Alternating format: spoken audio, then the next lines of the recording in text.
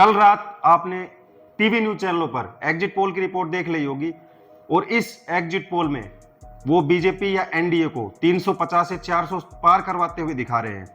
लेकिन ये exit poll की जो रिपोर्ट है ये बिल्कुल गलत साबित होने वाली है और ये गलत क्यों साबित होने वाली है ये हम आपको आज इस प्रोग्राम में फैक्ट्स के साथ बताएंगे। तो चलिए शुरुआत करते हैं। तो नमस्कार दोस्तों, मैं सचिन यादव चुनाव पर चर्चा इस खास प्रोग्राम में आपका स्वागत करता हूं और हमेशा की तरह चुनाव पर चर्चा करने के लिए हमारे साथ सर पुरुषोत्तम वशिष्ठ जी यहाँ पे मौजूद हैं। तो सर, जैसा आपने भी देखा कि कल टीवी चैनलों पर लगातार जो है एनडीए या बीजेपी को लेकर जो बज उनके द्वारा बनाया गया है और बीजेपी को 400 पार का आंकड़ा वो दिखा रहे हैं, तो किस प्रकार से जो है वो गलत साबित होने वाला है, आप दर्शकों को कुछ जो है इसके ऊपर अपनी राय बताएं।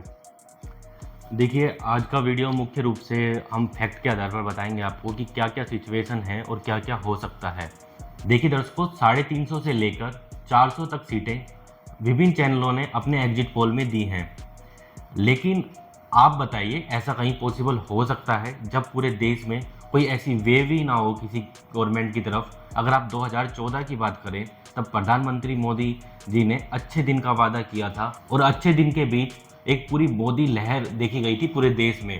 तब अगर प्रधानमंत्री मोदी आपके 300 पार नहीं हो पाई थी बीजेपी, 2019 का जो चुनाव लड़ा गया था वो पूरे राष्ट्र प्रेम के आधार पर लड़ा गया, तब भी प्रधानमंत्री मोदी सिर्फ 303 सीट ला पाए, बीजेपी की मैं बात कर रहा हूँ। और एनडीए की बात करें तो 349 सीटें आपके एनडीए गठबंधन के खाते में आई थी।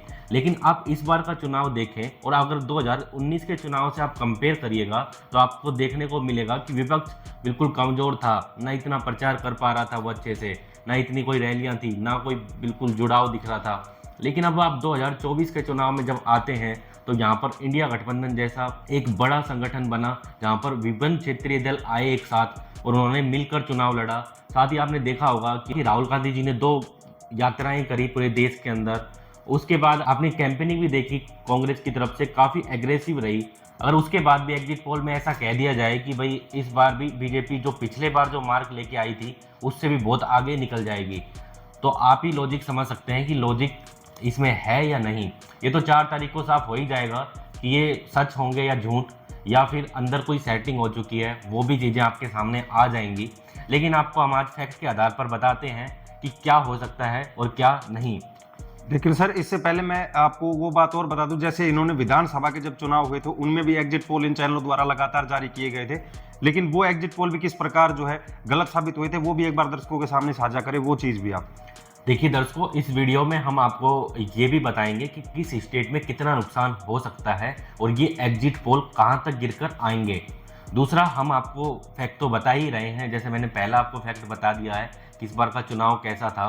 दूसरा, जैसे सचिन जी ने सवाल किया कि देखो आप विधानसभा चुनाव को उठा के देख लो, हम ज़्यादा पीछे भी नहीं चलते हैं। अभी जो हाल ही में विधानसभा हुए थे चुनाव 5 राज्यों के, वहाँ पर आपने देखा होगा जब राजस्थान के एग्जिट पोल आए तो मैक्सिमम एग्जिट पोल आपके कांग्रेस की सरकार बनते हुए दिखा रहे थे, यानी कांग्रेस को 90 से प्लस नंबर दिखा रहे थे, बीजेपी को थोड़ा पीछे दिखा रहे थे। लेकिन जब परिणाम आए राजस्थान के तो इससे बिल्कुल विपरीत आपको देखने को मिले। वहीं अगर हम मध्य प्रदेश की तरफ बढ़ें तो मध्य प्रदेश में कांग्रेस की सरकार आराम से ये एग्जिट पोल बनते हुए बता रहे थे, लेकिन जब रिजल्ट आए तो बीजेपी ने कांग्रेस का सुपड़ा साफ करते हुए भव्य जीत हासिल करी। तो दूसरे स्टेट में भी ये गलत साबित हुए थे। छत्तीसगढ़ की अगर मैं बात करूं तो छत्तीसगढ़ में भी यही हाल था, वहां पर कांग्रेस की सरकार आराम से बनते हुए एग्जिट पोल बता रहे थे और ये कह रहे थे कि एग्जिट पोल इस बार कांग्रेस की सरकार वहां पर आराम से बनेगी, बीजेपी कोई भी टक्कर में वहां पर नहीं है। लेकिन जब परिणाम आए तो वहां पर भी बीजेपी भव्य जीत हासिल करते हुए पूर्ण बहुमत की सरकार बनाने में सफल रही। वहीं अगर तेलंगाना की हम तरफ चले दर्शकों, तो वहां पर भी ये एग्जिट पोल लगातार ये कह रहे थे कि इस बार कांग्रेस और बीआरएस में कड़ी टक्कर है। लेकिन जब चुनाव परिणाम आए तो वहां पर कांग्रेस बीआरएस का भी सुपड़ा का साफ करते हुए, बीजेपी का भी सुपड़ा साफ करते हुए आराम से पूर्ण बहुमत की सरकार बनाने में सफल रही। तो आप ही लगा लीजिए दर्शकों कि अभी हाल ही में नवंबर में ही ये चुनाव थे और तभी ये एग्जिट पोल आए थे, तभी ये गलत हो गए। तो अभी तो 4-5 महीने ही हुए हैं, तो इन एग्जिट पोल पे आप कितना विश्वास कर सकते हैं ये तो आप खुद से अंदाजा लगा लीजिए। तो दर्शकों, चैनलों के जो एग्जिट पोल है वो लगातार जो है झूठे साबित होते आए। अगर विधानसभाओं की बात कर ली जाए तो उनमें भी एग्जिट पोल सर ने आपको बता दी, तो तमाम राज्यों के अंदर चुनाव हुए थे और उनमें जो एग्जिट पोल इन चैनलों द्वारा जारी किए गए थे उनका हाल आपको बताया। इसके बाद सर, जैसे अगर बात कर ली जाए इन लोकसभा चुनाव की, जैसे चर्चा चल रही है और लगातार जो है हम दर्शकों से जुड़े भी हुए हैं, तो सबसे पहले हम उन राज्यों की यहाँ पे चर्चा करना चाहेंगे जिन राज्यों में बीजेपी 100%, पिछली बार अगर 2019 का आंकड़ा उठा के देखें तो उनमें 100% परफॉर्मेंस करती थी, लेकिन उनमें भी जो है सीटों का इस बार नुकसान होता हुआ दिखाई दिया है। तो सर सबसे पहले मैं यहाँ पे हरियाणा राज्य की यहाँ पे चर्चा करना चाहूंगा। जिस प्रकार जो न्यूज चैनल है यहाँ से 6 से 8 सीटें इनके द्वारा दी गई है, लेकिन क्या सिचुएशन जो है हरियाणा स्टेट को लेकर वास्तव में अगर ग्राउंड लेवल की रिपोर्ट के आधार पर देखा जाए तो क्या सिचुएशन यहाँ पे बनती हुई दिखाई दे रही है? देखिए दर्शकों, हरियाणा से जितने भी रिपोर्ट्स आए, इस बार ये लगातार सामने आया कि वहां पर एक एंटी मोदी वेव चल रही है, यानी कि एंटी बीजेपी एक वेव देखने को साफ साफ मिली। वहां पर गुस्सा था लोगों के बीच में, और जबकि एग्जिट पोल उससे विपरीत परिणाम दिखा रहे हैं और ये कह रहे हैं कि जैसे पिछली बार बीजेपी 10 की 10 जीती थी। यहाँ पे सचिन जी ने कहा कि पहले उन स्टेट्स को हम ले रहे हैं जहाँ पर बीजेपी ने 10 की 10 सीटें जीती थी। इस बार ऐसा लग रहा था कि आराम से 4-5 सीटों का नुकसान तो आराम से होगा ही होगा, लेकिन जब एग्जिट पोल आए हैं तो वो बीजेपी को 6 से 8 सीटें आराम से जीतते हुए बता रहे हैं। तो आप अंदाजा लगा लीजिए कि एग्जिट पोल हरियाणा में कैसे गलत साबित होते हुए आपको दिखेंगे, और जहां पर अगर एक पूरी वेव चल रही हो उस राज्य में अगर इतनी सीटें आ जाएं तो आप अंदाज़ा लगा लीजिए कि ये एग्जिट पोल कितने सही हैं और कितने गलत हैं। हमारा अंदाज़ा है कि बीजेपी अगर पहुंचती भी है तो मैक्सिमम 5 सीटें वहां पर जीत सकती है, नहीं तो बीजेपी 3 तक भी आराम से सिमट सकती है वहां पर। ऐसी सिचुएशन इस बार हरियाणा में देखने को मिल रही है। तो सीधा सीधा आप अंदाज़ा लगा लीजिए कि जो इनके एग्जिट पोल है 5 सीटें तो यहीं पर ही कम हो चुकी हैं। अब दर्शकों, आज जो है इस वीडियो में हम एक नया वो करते हैं कि जैसे ये वीडियो अगर आप हरियाणा से देख रहे हो तो हरियाणा के दर्शक हमें जरूर कमेंट करें कि एग्जिट पोल आपके लिए सही है या गलत है जो टीवी न्यूज चैनलों पर दिखाई गई, क्योंकि हर राज्य के साथ आप कमेंट करते चले ताकि हमें भी वहां के लोगों का पता लग सके कि एग्जिट पोलों पर उनका कितना विश्वास इस बार दिख रहा है। तो दर्शकों, इसके बाद हम चलते हैं इसी से जुड़े अगले राज्य के ऊपर, पंजाब के ऊपर, और इसमें भी जो है एग्जिट पोलों के अंदर 2 से 4 सीटें पंजाब के अंदर बीजेपी की टीवी न्यूज चैनलों द्वारा दिखाई गई है।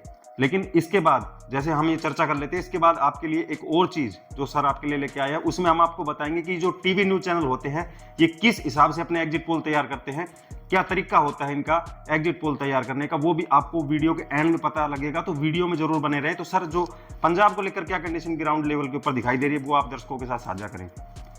देखिए दर्शकों, पंजाब में लगातार जैसे हरियाणा में किसानों का गुस्सा देखा गया, पहलवानों के साथ जो अपमान हुआ वो गुस्सा देखने को मिला चुनाव में, ऐसे ही पंजाब में जो किसानों के साथ अपमान हुआ था और चुनाव से कुछ ही दिन पहले जो आंदोलन भड़का था उससे गुस्सा साफ साफ दिखाई देखने को मिल रहा था। लेकिन एग्जिट पोल इस बार हंसने वाले लगते हैं। एग्जिट पोल में ये कह रहे हैं कि 2 से 4 सीटें बीजेपी जीत सकती है, यानी कि बीजेपी पिछले बार बीजेपी का एनडीए गठबंधन सिर्फ 2 सीटें जीता था, वो इस बार 4 सीटें जीत सकता है। अब पता नहीं एग्जिट पोल वालों को कहां से वहां पर बढ़ोतरी होती हुई दिख रही है, जहां जिस राज्य में बिल्कुल एंटी वेव चल रही हो वहां पर ये सीटें बढ़ती हुई दिखा रहे हैं। तो आप ही समझ लीजिए कि सिचुएशन क्या है। सिचुएशन ये है कि सिर्फ इनको बड़ा चढ़ाकर दिखाना है। आंकड़े ऐसे होंगे कि बीजेपी 1 सीट जीत सकती है, लेकिन उससे ज़्यादा बढ़ने की कोई समीकरण नहीं दिख रहे हैं। तो सीधा सीधा 3 सीटों का नुकसान आपको यहाँ पर भी होता हुआ इन एग्जिट पोल के आधार पर दिख रहा है। दूसरा दर्शकों देखो, अभी मैं आपको ये बताऊं कि एग्जिट पोल वाले अपने एक वीडियो में चर्चा भी करी थी, वो कि राजस्थान की वीडियो थी आज से 1 महीने पहले। तो एग्जिट पोल वाले तब घूम रहे थे पूरे राज्यों में, जगह जगह पे घूम रहे थे। देखिए, जब भी वो एग्जिट पोल करने वाले लोग जा रहे थे वोटर के बीच में, तो वो ये बताने को ही तैयार नहीं था कि उसने वोट इस बार किसको किया है। तो यानी कि वो ये इस बार साइलेंट जो वोटर है और वो साइलेंट वोटर किधर गया है, वो बहुत बड़ा इम्पैक्ट इस बार डालने वाला है। अब उन्होंने कांग्रेस को वोट किया है, कई ऐसे वोटर थे जो एग्जिट पोल वाले हमारे से डिस्कस करके गए, उन्होंने बताया, उन्होंने डाला तो सिर्फ कांग्रेस को वोट था और उन्होंने बताया आपके बीजेपी को वोट। तो ऐसी सिचुएशन इस बार है कि एग्जिट पोल पर आप विश्वास नहीं कर सकते कि ये एग्जैक्ट होंगे। एग्जिट पोल इस बार एग्जैक्ट नहीं होंगे। मुझे ऐसा पूरा लगता है कि इस बार जो बीजेपी की इन्होंने जितनी सीटें दिखाई हैं उससे बेहद ही कम सीटें आती हुई आपको दिखेंगी 4 तारीख को। अब तो सिर्फ 2 दिन का समय बचा है, वो भी आपके सामने आ जाएगा कि क्या होने जा रहा है। तो दर्शकों, जो पंजाब से हमारे दर्शक हैं वो नीचे कमेंट करके जरूर बताएं कि जो टीवी न्यूज चैनलों द्वारा जो एग्जिट पोल की रिपोर्ट आई है वो आपको कितनी सही लग रही है। नीचे कमेंट खुला है, आप उसमें फटाफट कमेंट करें। इसके बाद बढ़ते हैं इससे अगले राज्य पे, जो कि है महाराष्ट्र। महाराष्ट्र में टीवी न्यूज चैनलों द्वारा 28 से 32 सीटें बीजेपी एनडीए गठबंधन को इन न्यूज चैनलों द्वारा बताई गई है। लेकिन सर क्या सिचुएशन, क्योंकि जिस प्रकार महाराष्ट्र में आप देख रहे हो कि 6 पार्टियां इस बार चुनाव लड़ रही हैं उस कंडीशन में बीजेपी इतनी सीट लाना क्या इसके लिए संभव है? देखिए सचिन जी, जैसे आपने महाराष्ट्र का सवाल किया, तो महाराष्ट्र में जैसे जब 5वें चरण का चुनाव संपन्न हुआ था, उसी के बाद लगातार रिपोर्ट्स आने लगी थी। पहले रिपोर्ट्स तो आ ही रही थी, लेकिन लगातार ये रिपोर्ट आने लगी कि बीजेपी को सबसे बड़ा डेंट अगर कहीं लगेगा तो वो महाराष्ट्र में लगने जा रहा है, और महाराष्ट्र में बीजेपी को सुपड़ा साफ होता हुआ दिखाई देगा, या फिर डबल डिजिट तक पहुंचने में भी काफ़ी दिक्कत आएगी। लेकिन अगर वहीं एग्जिट पोल की बात करें तो एग्जिट पोल 28 से 32 सीटें दिखा रहा है दर्शकों, और जबकि जो ग्राउंड जीरो की जितनी भी रिपोर्ट्स आ रही हैं वो ये कह रही हैं कि बीजेपी को बड़ा डेंट लगने वाला है। तो आप ही अंदाजा लगाइए कि 28 से 32 सीटें कहां पर आ सकती हैं और किधर आ सकती है। जबकि अगर इंडिया गठबंधन को बताया जा रहा है कि इस बार आपको इंडिया गठबंधन अच्छे परफॉर्म करता हुआ दिखेगा महाराष्ट्र में, लेकिन ये एग्जिट पोल कहता है कि इंडिया गठबंधन सिर्फ 16 से 20 सीटों पर सिमट जाएगा। तो आप ही अंदाजा लगा लीजिए कि कितने सही होंगे या कितने गलत। हमको ये लगता है कि बीजेपी इस बार 15 नंबर तक भी पहुंचना बहुत बड़ी दिक्कत होगी बीजेपी एनडीए गठबंधन को महाराष्ट्र में। अगर मैक्सिमम सीटें आई तो बस 20 तक है, उससे ज़्यादा बीजेपी नहीं जाने वाली है। तो करीब करीब 10 सीटों का या 12 सीटों का नुकसान आपको यहाँ पर भी देखने को मिल रहा है। वहीं दर्शकों देखो, एक बात और निकल के आई थी चुनाव के बीच में, अगर चुनाव इतना ही आसान था, अगर बीजेपी 400 पार हो रही थी, 400 पार चाह रही थी, जो इन्होंने 350 पार कर दिया, तो प्रधानमंत्री जी का आपने इतना अग्रेशन क्यों देखा? बहुत अग्रेसिव बयानबाजी आपने देखी लगातार आपने चुनाव में। अगर इतना ही आसान चुनाव था तो वो अग्रेशन आपको लगा सकते हैं अंदाजा कि अग्रेशन आपको नहीं देखने को मिलता, और बीजेपी अपने मुद्दों पे ही रहती। जैसे उन्होंने शुरुआत करी थी कि 400 पार, या फिर अन्य मुद्दे थे जो बिल्कुल वो स्टार्ट में करे थे, और बीच में ऐसी राजनीति पर वो क्यों उतरे, ये साफ साफ अंदाजा आप लगा सकते हैं कि बीच में चुनाव उनको लग रहा था कि अब चुनाव उनके हाथ से निकल रहा है। दूसरी सिचुएशन ये है कि आज ही जयराम रमेश जी ने दावा किया है कि अमित शाह जी ने डीएम की बैठक ली है अभी हाल ही में, तो वो कहना चाह रहे हैं कि अभी डीएम की बैठक लेने की क्या जरूरत थी। उन्होंने ये भी श्योर किया है एएनआई को दिए हुए इंटरव्यू में कि हमारी सरकार आ रही है और 295 से अधिक हम नंबर लेके आने वाले हैं। इस बार सारे ही ये एग्जिट पोल बिल्कुल गलत होने जा रहे हैं। उन्होंने अपने इंटरव्यू में ये भी दावा किया कि इन एग्जिट पोल पर हंसी आती है, किन्हीं राज्यों में जहां पर सिर्फ 4 सीटें आती हैं वहां पर ये बीजेपी को 6 सीटें देते हुए दिख रहे हैं। तो आप ही अंदाजा लगा लीजिए दर्शकों ये कितने सच साबित होंगे इस बार। दूसरा, उन्होंने कर्नाटका को भी मेंशन किया, और कर्नाटका को हम भी मेंशन कर देते हैं। कर्नाटका में 28 लोकसभा सीटें आती हैं। बीजेपी पिछली बार 25 जीतने में कामयाब हुई थी वहां पर। इस बार के समीकरण ये कह रहे थे कि बीजेपी को बहुत बड़ा नुकसान होने जा रहा है। जो प्रज्वल रवन्ना वाला केस सामने आया उसके बाद लगातार ये अनुमान लगाए जा रहे थे कि बीजेपी को बड़ा डेंट लगने जा रहा है कर्नाटका में। और अगर वर्तमान की वहां पर बात की जाए तो कांग्रेस गवर्नमेंट है, कांग्रेस गवर्नमेंट ने काफी ऐसे काम किए हैं जिसकी वजह से जनता में एक खुशी की लहर देखने को मिल रही है। उसके बाद अगर ये कहा जा रहा है कि बीजेपी वहां पर बहुत अच्छा करने जा रही है, इस बार तो कांग्रेस का सुपड़ा साफ हो जाएगा। अगर इनके आंकड़ों की बात करें, देखो कर्नाटका में एग्जिट पोल की सीटों की बात की जाए तो ये 23 से 25 सीटें दे रहा है, यानी कि पिछले वाली सीटें ये तो ऐसे की ऐसे दे रहे हैं। ये कह रहे हैं कि कोई भी यहाँ पर नुकसान नहीं हुआ बीजेपी को, जो अब केस बाहर निकल के आया वो कोई डेंट नहीं लगा है, और कांग्रेस ने जो काम किए वहां पर वो कोई गलत साबित नहीं हो रहे हैं। इस बार ये तो उतनी ही सीटें ले जाएंगे, कोई नुकसान नो प्रॉफिट वाली सिचुएशन दिखा रहे हैं। लेकिन दर्शकों मैं आपको बता देता हूँ वहां पर डेंट लगने जा रहा है। हमने हर वीडियो में आपको बोला है, हम आज भी हमारी बात पर कायम है। 4 जून को आप देखिएगा कि रिजल्ट कुछ वैसे ही होंगे जैसा हमने बताया है। ये अगर कुछ भी बोल दें ऐसे कोई चलता है। इसी के बाद सर जैसे आपने महाराष्ट्र और कर्नाटका का हाल जैसे आपने दर्शकों के साथ साझा किया, इसी से जुड़े अगर जयराम रमेश जी के जैसे उन्होंने कहा कि एग्जिट पोल को देखकर जो है हंसी छूट जाती है, तो उसी से जुड़े एक राज्य की यहाँ पे और चर्चा कर ले, और हंसी जो है हमारी भी छूट जाती है इस राज्य को लेकर। क्योंकि जैसा उन्होंने इस राज्य को, मैं बात कर रहा हूँ सर केरला की, यहाँ पे केरला में एनडीए गठबंधन को उन्होंने 2 से 3 सीटें दी, साथ जो वहाँ की जो लोकल पार्टी है यूटीएफ उसको उन्होंने 17 से 18 सीटें दी। मतलब कहने का अर्थ यह है कि कांग्रेस के जो राहुल गांधी जी वायनाड से खड़े हैं उनके एग्जिट पोल के हिसाब से तो वो भी जो है अपना चुनाव हार रहे हैं।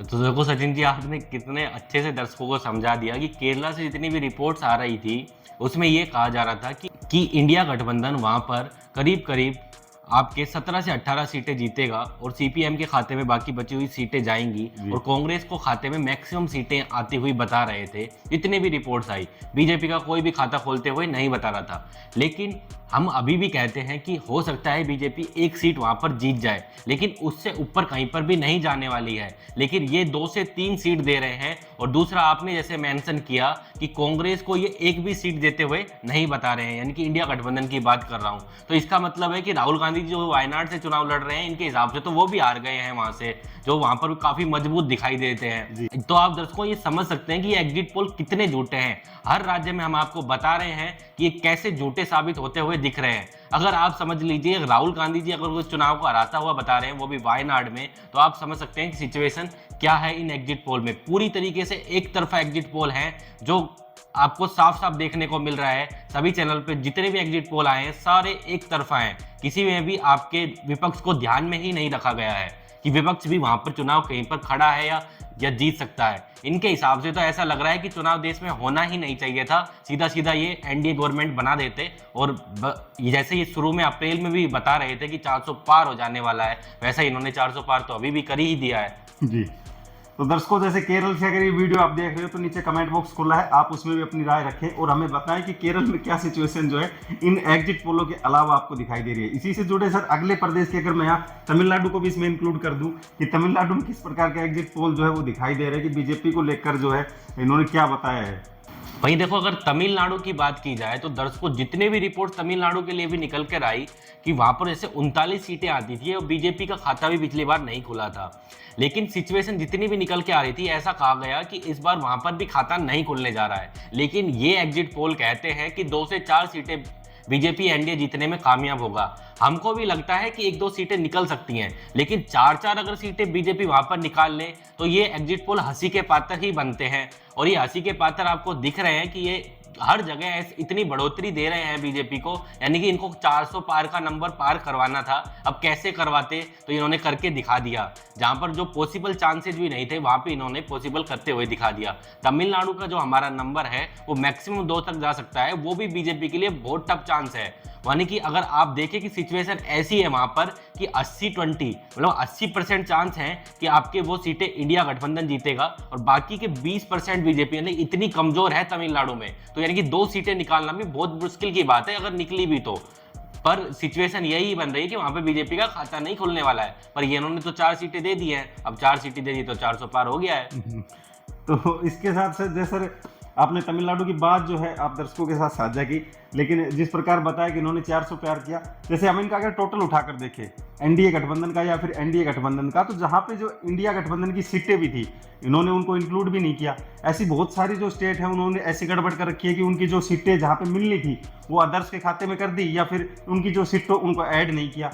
उसी स्टेट को 3-3 में सिपटा के जो है वो निकल गए। देखो, अभी आपने जैसे उदाहरण आपने कहा, तो ऐसे केरला का उदाहरण लें तो केरला में इन्होंने एक भी सीट इंडिया गठबंधन को नहीं दी है। तो आप दर्शकों अनुमान लगा सकते हैं कि ये किस तरीके से बायस्ड एग्जिट पोल है। वहीं अगर अगले राज्य की तरफ हम बढ़ें तो वो है झारखंड, और झारखंड में 14 लोकसभा सीटें आती हैं और 11 बीजेपी पिछली बार जीतने में कामयाब हुई थी। इस बार इन्होंने एग्जिट पोल में कहा है कि 8 से 10 सीटें वापस से झारखंड में जीत सकती है। यानी कि जो आदिवासी मुख्यमंत्री को जेल में डाला गया उसका गुस्सा तो कहीं नहीं दिखने वाला है जमीन पे, इनके हिसाब से तो। और इनके हिसाब से तो आराम से जो बीजेपी पिछले बार वाली परफॉर्मेंस दोहरा रही है। अब आप ये अंदाजा लगा लो कि अगर किसी मुख्यमंत्री को जो वहां पर बहुत बड़ा बहुमत के साथ जीता हो, अगर उसको जेल में डाला गए तो जनता में गुस्सा तो दिखता है ना कहीं। वो गुस्सा देखने को ही नहीं मिल रहा है इनके एग्जिट पोल में। तो ये तो दिखा रहे हैं कि पिछले बार वाली परफॉर्मेंस से सिर्फ 1 सीट कम आने वाली है। लेकिन हमारा समीकरण ये कहता है कि अगर मैक्सिमम टू मैक्सिमम भी बात, तो झारखंड में बीजेपी 7 के नंबर तक पहुंच पाएगी, उससे ज्यादा आपको नहीं पहुंचती हुई दिखेगी। तो इनकी तो यहाँ पर भी अगर आप देखें तो 3 से 4 सीटों का अंतर यहाँ पर भी आ रहा है। झारखंड से जुड़े सर अगले एक और राज्य की बात कर लूँ मैं, बिहार की। तो बिहार में भी कुछ इसी प्रकार के जो एग्जिट पोल जो है इनके द्वारा प्रकाशित किए गए, तो उनके ऊपर जो है आप क्या कहना चाहते हो? देखो, अगर बिहार की बात की जाए तो आपने देखा होगा लगातार मीडिया ने भी ये चीजें कहा। जिस गोदी मीडिया के लिए बोला जाता है कि ये गोदी मीडिया है, उस गोदी मीडिया ने भी लगातार ये दिखाया कि आपके आरजेडी या तेजस्वी जी की रैलियों में भयंकर भीड़ इस बार देखने को मिली। तो वो भीड़ गई कहाँ पे, वो वोट नहीं बना क्या इस बार? जितने भी एग्जिट पोल पहले आए वो एग्जिट पोल ये दिखा रहे थे लगातार कि इस बार 50-50 या 60-40 का सिचुएशन रहने वाली है बिहार में, लेकिन ये 28 से 33 सीटें दे देते हैं। पिछली बार अगर 40 में से 39 सीटें बीजेपी जीती थी वहां पर, और वापस से इन्होंने सिर्फ 5 से 6 सीटों का नुकसान किया है। बाकी की यार बीजेपी को अच्छी कंडीशन में जाता हुआ इन्होंने वापस से बता दिया है बिहार में, लेकिन कंडीशन इससे विपरीत है। जनता में गुस्सा दिखाई दे रहा है, बार बार सरकार बदलने का भी गुस्सा आपको देखने को मिलेगा चुनाव में। 4 तारीख आने दीजिए, ये रिजल्ट आपके सामने होंगे, सच क्या है और झूठ क्या है वहां पर भी आपको देखने को मिलेगा। कम से कम इस जो एग्जिट पोल आया है उसमें 10 से 12 सीटों का तो आराम से अंतर होने जा रहा है। ये सीटों का मार्जिन 15 तक भी पहुंच सकता है। जैसा सर आपने दर्शकों को बताया इस राज्य का हाल, इसके बाद मैं चलना चाहूंगा एक अगले राज्य पे जिनके आंकड़े जो है इन एग्जिट पोल को देखकर एकदम फिर हंसी छूटने लायक है। मैं यह बात कर रहा हूँ सर मणिपुर की। जैसा राहुल गांधी जी ने इन चुनाव में अपनी भारत जोड़ो न्याय यात्रा का पार्ट 2 मणिपुर स्टेट से जो है शुरू किया था, और जिस प्रकार तमाम आंकड़े भी ये कह रहे थे कि मणिपुर में इस बार बीजेपी बिल्कुल जीरो पे सिमटने वाली है, लेकिन मणिपुर का लेकर तो इनका एग्जिट पोल जो है वो बिल्कुल ही गलत दिखाई दे रहा है। यानी कि उनकी सीटें तो दिखा दी उन्होंने, लेकिन ये नहीं बताया कि किसके खाते में जाएंगी।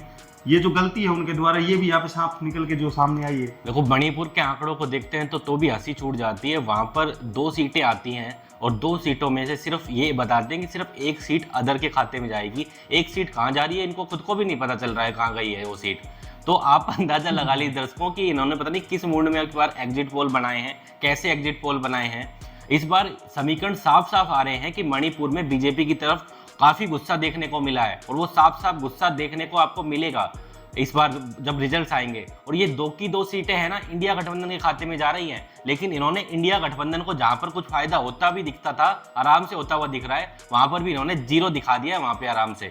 तो ये सीटें 2 आपके इंडिया गठबंधन के खाते में जाएंगी। जो इनका नंबर में या काउंटिंग में गलती हुई है, अब पता नहीं इन्होंने कैसे बनाए हैं, वो तो यही जाने। पर मुझे ऐसा लगता है कि मणिपुर के आंकड़े इनके बिल्कुल गलत होंगे। और वैसे भी आप देख रहे हैं 2 सीटें, 1 सीट दे रखी है, भाई 1 कहाँ गई बताइए तो सही, 1 सीट कहाँ है?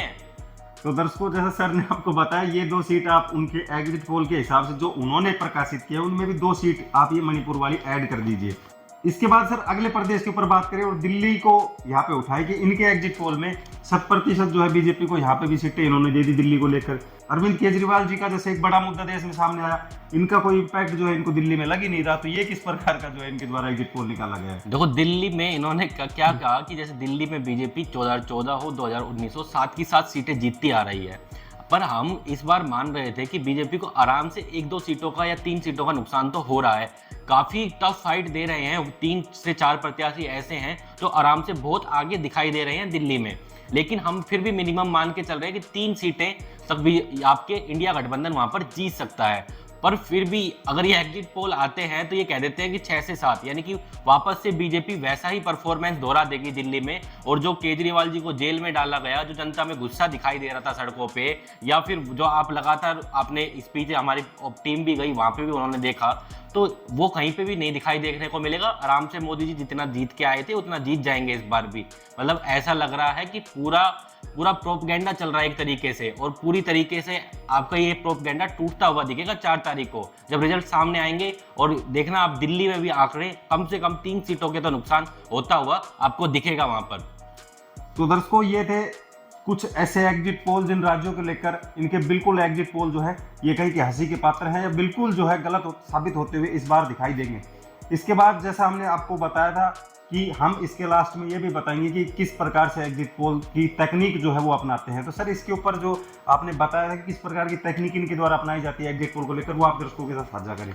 देखिए दर्शकों, एग्जिट पोल एग्जैक्ट इसलिए नहीं हो सकते हैं क्योंकि देखिए ये क्या करते हैं, जितने भी टीवी चैनल वाले एग्जिट पोल बनवाते हैं उनका क्या होता है, जैसे मान लो कोई भी एक लोकसभा है, उसमें ये क्या करते हैं कि जैसे अलग अलग मतदान केंद्र होते हैं, अलग अलग कितने ही मतदान केंद्र बनते हैं गाँव में, शहरों में, जगह जगह।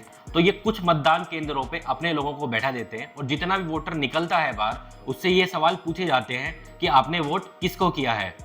अब ये वोटर के ऊपर है कि वो सच बताएगा या गलत बताएगा। और इन्होंने ये भी नहीं कर रखा ना कि सारी लोकसभा सीट पर जितनी भी जगह वोटिंग हो रही है हर जगह इन्होंने अपने पर्सन को या अपने बंदों को बैठा रखा हो। अगर हर बंदों को बैठा रखा है तब तो इनके पास आंकड़ा हो सकता है कि बिल्कुल लगभग आ जाए, लेकिन इनके जो पर्सन बैठे होते हैं वो सिर्फ 1-2 सीटों पे, मान लो कोई जिला है और उस जिले में सिर्फ ये अगर उस जिले की जो सिटी है वहां पर बैठ जाएंगे और वहां पर अगर ये सवाल एक दो पूछ लेंगे लोगों से, तो उस जिले के आधार पर अगर ये पूरे उसके जितने भी टाउन आते हैं, गांव आते हैं, उसका हाल ही कैसे बता सकते हैं दर्शकों।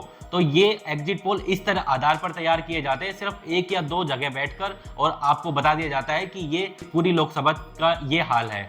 ऐसा नहीं होता है, पूरी लोकसभा में हर कोने में अलग वोटिंग होती है कि कोई इलाका पूरा ही विपक्ष का हो जाता है, कोई इलाका पूरा पक्ष का हो जाता है। अगर मान लो ये पक्ष वाले इलाके में चले गए तो इनको तो जो राय मिलेगी सिर्फ पक्ष की तरफ से मिलेगी ना, विपक्ष की तरफ से तो कोई राय देने वाला होगा ही नहीं। और दूसरी बात यह है कि इस बार वोटर ने बताया ही नहीं है कि वो उसने वोट किसको किया है, और इनको तो वो क्यों ही बताएगा। हम जब मीडिया का माइक लेके जा रहे थे तब भी वोटर अगर बताने से इस बार चूक रहा था, वो कह रहा था कि मेरा वोट है, मैं ये नहीं बताऊंगा, पर उसने अपने मुद्दे जरूर बताए। तो इस बार इनको कौन ही बताएगा। तो इस बार मुझे ऐसा लगता है कि एग्जिट पोल इस आधार पर भी साफ साफ गलत होते हुए आपको दिखेंगे। दूसरा, मैं आपको एक चीज और लास्ट में वीडियो के मेंशन कर दूं दर्शकों कि हमने एक वीडियो पहले ही बनाया था और हम आपको अभी बता रहे हैं। पिछली बार बीजेपी 303 का नंबर लेके आई थी, बीजेपी की कुल सीटों की मैं बात कर रहा हूं। अगर बीजेपी के एनडीए गठबंधन के नंबर की बात की जाए तो 249 था। अगर स्टेट वाइज, जैसे हमने इस एग्जिट पोल के बारे में भी हमने आपको कुछ स्टेटों के बारे में बताया कि कहां पर क्या हो सकता है। हमने एक वीडियो बनाया हुआ है पहले, उसमें हमने बताया कि कहां पर कितना नुकसान हो सकता है। हमें ऐसा लगता है कि आराम से बीजेपी को 100 सीटों का नुकसान तो इस बार होने जा रहा है पिछले वाले नंबर से। अगर 249 में से भी माइनस कर दें तो एनडीए गठबंधन 250 तक पहुंचता हुआ दिख रहा है। अगर 303 में बीजेपी के नंबर में से माइनस कर दिया जाए 100, तो वो बीजेपी 202 नंबर तक पहुंच रही है। यानी कि बीजेपी इधर किधर भी इस बार आपको रुकते हुए दिखाई देगी और एनडीए गठबंधन वहां पर, जैसे एग्जिट पोल हमने किए थे, हमने भी यही बताया था कि बीजेपी आपके 228 से लेकर 266 के बीच में कहीं आपको रुकते हुए दिखाई देगी। एक एजेंसी और है आपके देश में जो अपने एक ट्विटर अकाउंट चलाती है और वहां पर एक पोल देती है। उनके एग्जिट पोल, उन्होंने पहली बार एग्जिट पोल किए थे कर्नाटका को लेकर, उनके एग्जिट पोल बिल्कुल करेक्ट साबित हुए थे और इस बार भी उन्होंने एग्जिट पोल दिए हैं और उन्होंने भी यह नंबर दिया है कि इस बार बीजेपी या एनडीए गठबंधन 230 से लेकर 270 नंबर के बीच में रुकने जा रहा है। यानी कि वो एग्जिट पोल भी हमारे एग्जिट पोल से मिलता हुआ दिख रहा है। तो इस बार नंबर कुछ यही होने जा रहा है, 10-20 का मार्जिन हो सकता है। लेकिन ये एग्जिट पोल जो 400 पार वाले आ गए हैं, उस पर तो मेरे को हंसी आती है, दुख भी होता है कि इतने बड़े न्यूज चैनल्स ऐसे आंकड़े आपके सामने पेश कर रहे हैं और उनको यही नहीं पता चल रहा है कि अगर किसी राज्य में 2 सीट हैं, वो सिर्फ एक ही सीट पे बता रहे हैं, एक सीट उनको पता ही नहीं चल रही कहाँ चली गई। कई राज्य ऐसे भी हैं इनमें दर्शकों कि जहां पर सीटें सिर्फ 4 आती हैं और इन्होंने बता दी कि 6 सीटें बीजेपी जीत गई है। तो अब तो 400 पार हो ही जाएगा जी। तो दर्शकों, अब अंत में एक सवाल का समय है और सवाल कुछ इस प्रकार का है कि ये जो न्यूज चैनल वाले हैं, ये कितने आपके एग्जिट पोल का अनुमान लेने आपके पास आए। हमारे जो दर्शक हैं वो भली बात ये बता सकते हैं कि कौन कौन उनका एग्जिट पोल के ऊपर राय जो है उनसे ली गई है। नीचे कमेंट बॉक्स खोला है, आप उसमें अपनी राय जो है रखो। दूसरी, ये जो न्यूज चैनल आपको दिखा रहे हैं कि इस प्रकार के एग्जिट पोल इस बार देश में दिखाई दे सकते हैं, उनसे आप कितने सहमत हो, हाँ या ना में नीचे आप कमेंट बॉक्स में जवाब दे सकते हैं। और अंत में दर्शकों, जो हमारा एग्जिट पोल है वो आपको सही लगता है या गोदी मीडिया द्वारा प्रकाशित किया एग्जिट पोल आपको सटीक लगता है, नीचे कमेंट बॉक्स है, उसके लिए भी आपकी राय भी आप हम तक पहुंचा सकते हो। फिलहाल इस वीडियो में इतना ही, मिलते हैं चुनाव से जुड़ी और रोमांचक जानकारियों के साथ। आज के इस प्रोग्राम में आपका होस्ट था मैं सचिन यादव, हमारे साथ थे सर पुरुषोत्तम बशीर जी। फिलहाल लेते हैं हम आपसे विदा, मुलाकात होगी ऐसी चुनाव से जुड़ी और रोमांचक जानकारियों के साथ। तब तक के लिए धन्यवाद। जय हिंद, जय भारत।